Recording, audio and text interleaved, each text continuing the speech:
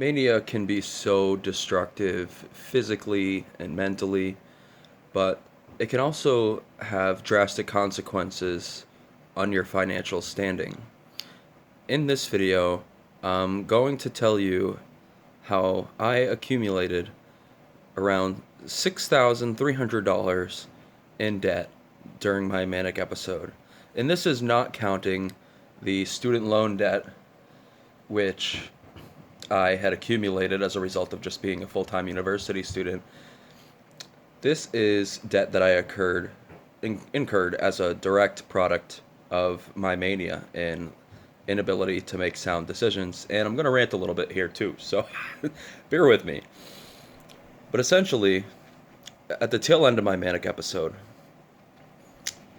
when I was arguably peaking and having some of the most extreme symptoms, this is when I was emailing Alex Jones telling him that I'm John F. Kennedy Jr., or emailing my professors about a whole wide variety of illogical things regarding politics, geopolitics, in the world at large, where I was posting sporadically on my social media. This is the time frame that this happened in. I was supposed to enroll for classes my spring semester of 2022, but I was in a manic state at the time, and I didn't have the discernment and judgment to unenroll myself from classes. And as a result of that, I got a $6,300 charge to my account by my university. And this charge has since then been passed to a debt collector, which has then been passed to a different debt collector. And they send me text messages all the time about how I can make customized payments to this. But I'm just not in a financial position to handle that at this time. And that is the big thing that I'm actually saving for. I've talked in a few videos about how I'm saving money so I can go back to college. Well, that's it. In order to get my transcript from my university, the University of Massachusetts Amherst, I have to first pay off the $6,300 that I owe to the debt collector agency. Now, some might think, well, because of this was a medical episode, can't you get yourself absolved from the responsibility so that you're not culpable? You shouldn't be held accountable because you were manic and you have the documentation to corroborate that. Unfortunately, the university has said repeatedly that there's absolutely nothing they can do on this matter. It's out of their hands. It's with the debt collector. I've contacted the debt collectors, and the debt collector agencies have stated the exact same thing verbatim, that there is absolutely nothing they can do. There's nothing within their power in order to absolve myself from the debt.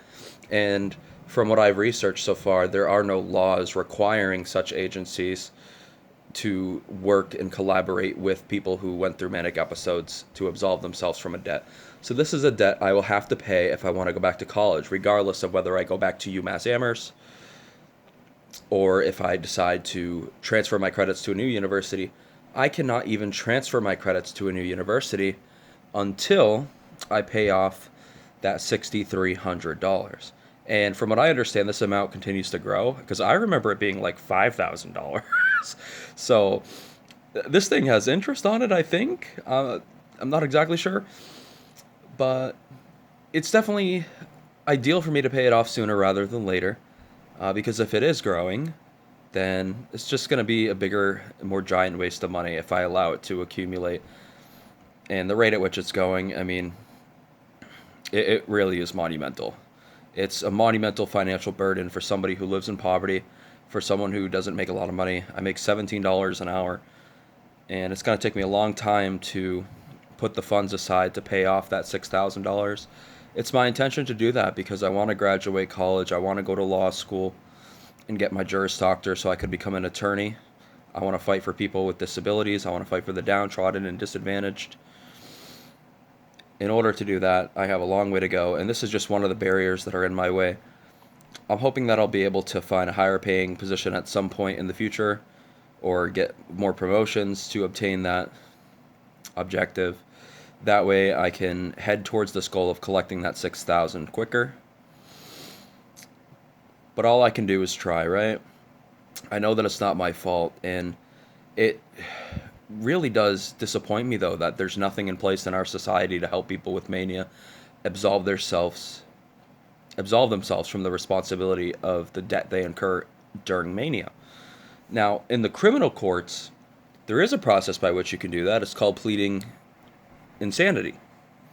That's where you acknowledge that there was a wrong, but you advance the argument that you were in a state of mind where you were not capable of appreciating the difference from right or wrong. That's what happened in my criminal case, and that's why the charges were dismissed. Because of the fight I got into, I had some criminal charges. Those were dismissed, and I was not found culpable.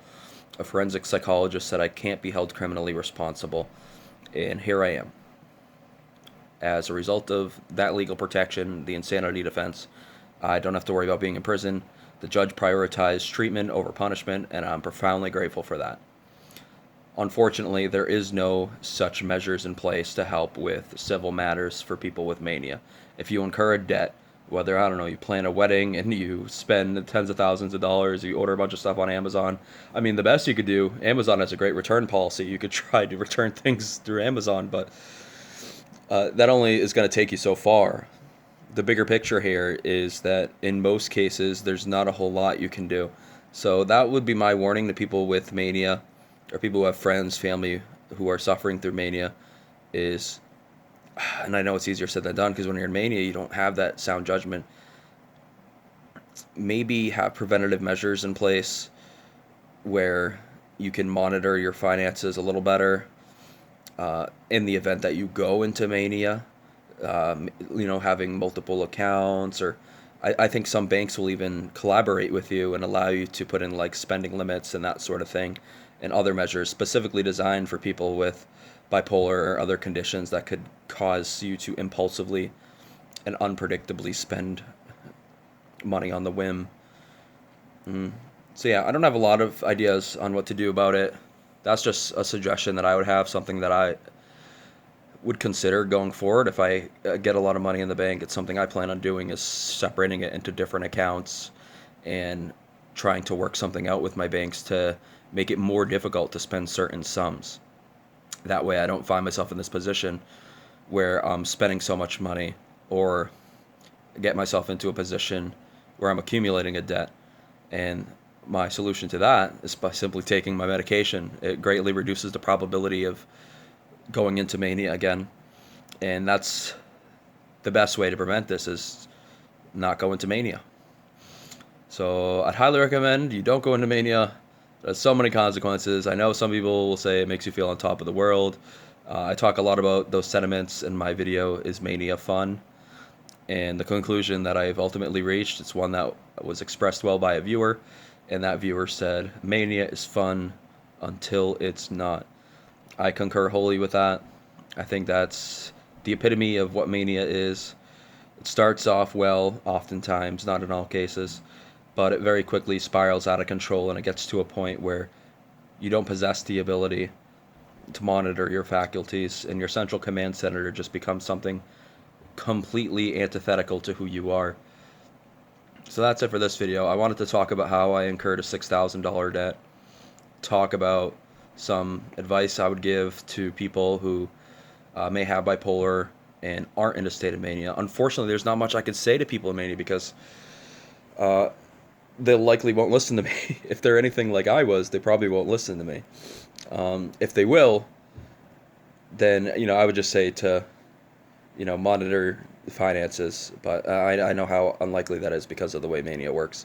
So thank you all for watching. Hope you all have a wonderful night. My name is Tyler Adolfo. Please hit that subscribe button and hit that like button and leave a comment so more people can see this video. Appreciate y'all. Love, light, and tranquility to all. Peace.